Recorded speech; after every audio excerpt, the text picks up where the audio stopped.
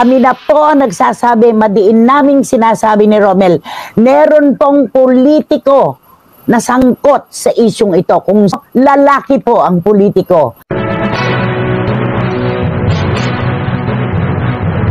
Nagpakawala ng matinding pasabog na revelasyon si Christy Fermin kaugnay ng controversial na hiwalayan ngayon ng engaged couple na sina Bea Alonzo at Dominic Roque na talaga namang ikinajimbal ng mga netizens. May lalaking politiko na involved daw sa hiwalayan nila Bea Alonzo at Dominic Roque. Narito ang pasabog na buong detalye, panoorin.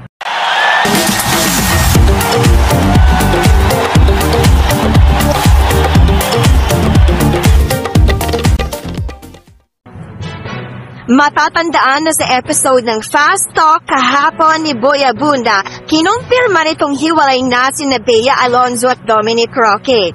Isinuri na raw ni Bea Alonzo kay Dominic ang engagement ring na ibinigay nito sa kanya.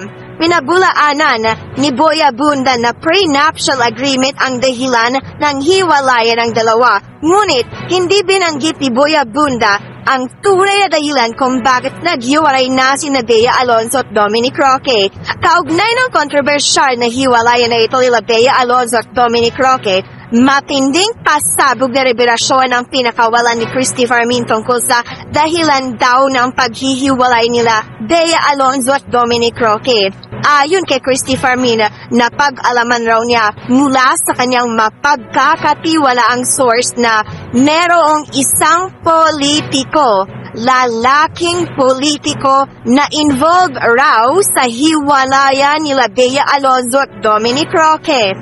Kami na po ang nagsasabi, madiin naming sinasabi ni Romel, meron pong politiko na sangkot sa isyong ito. Kung lalaki po ang politiko. Dagdag pa nga rito ni Christy Fermin, paninindigan raw niya na totoo ang kanyang hawak na impormasyon na ito na merong lalaking politiko na involved sa hiwalayan nila Bea Alonzo at Dominic Roque. Dagdag pa rito ni Christy Fermin, may nagtip daw sa pamilya ni Bea Alonzo na kailangan nilang paimbestigahan itong si Dominic Roque bago papirmahin ng prenuptial agreement at bago magpakasal kay Bea Alonzo. Yung sa aming source, pinaiimbestigahan po sa pamilya ni Bea Alonzo kung ano ba talaga ang trabaho ni Dominic Roque. Dahil kaduda-duda raw ang sinasabi nitong meron siyang sariling business. Napag-alaman ng mapagkakatiwalaang source, nakatira raw si Dominic Roque sa isang mamahaling condominium na nakapangalan sa isang lalaking politiko. Condo unit pala na tinitirahan nitong si Dominic ay nakapangalan sa isang napaka-controversial na politiko. Ayon kay Christy Fermin, papaano raw nakakaya ni Dominic Roque na tumira sa isang mamahaling kondo kung wala naman daw itong trabaho sa showbiz at wala naman daw itong naipapakitang pruweba na talagang may business nga ito. Dahil merong nakaalam na oo, may trabaho siya. Pero walang definido na sagot kung ano yung trabaho na yon. At ayon sa informante ni Christy Fermin, ang kondo raw na tinitirhan ni Dominic Roque ay nakapangalan sa isang lalaking politiko at close na close raw dito si Dominic Roque at sa kanya raw nagtatrabaho si Dominic Roque. Ngayon, kapag tinrace natin, bakit nakapangalan doon sa politiko yung unit at bakit siya ang boss ni Dominic? Ay, grabe. Kayo na po ang bahalang humusga kung ano nababalitaan ninyo tungkol doon sa politiko. At ang politiko na ito ay controversial at kilalang kilala raw ng lahat at na-involve na rin daw ang politikong ito sa iba't ibang issue. Kaya naman, ipinagbigay alam daw ito ng informante sa pamilya ni Bea Alonzo at nais paimbestigahan si Dominic Roque at sa tunay na relasyon nito sa controversial na politiko. mula. Basta ang mahalaga, nakarating po sa aming kaalaman na pinaiimbestigahan ng malalapit kay Bea Alonzo si Dominic Roque kung ano ang kanyang trabaho at Hindi pinangalanan ni Christy Fermin kung sino ang controversial na politiko na ito na involved raw ngayon sa hiwalayan nila Bea Alonzo at Dominic Roque.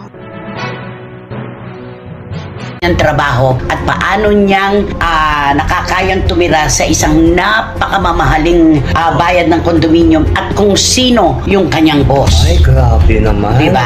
Oo. Samantala, usap-usapan ngayon sa social media ang pasabog na cryptic post ng road manager ni Bea Alonzo. Nagpipiesta ngayon sa social media ang mga netizens dahil nagpakawala ito ng pasabog na cryptic post sa gitna ng hiwalayan ngayon nila Bea Alonzo at Dominic Roque. Ipinost kasi nito ang salitang hustler at ang kahulugan nito na aggressively enterprising person, a go-getter, a prostitute.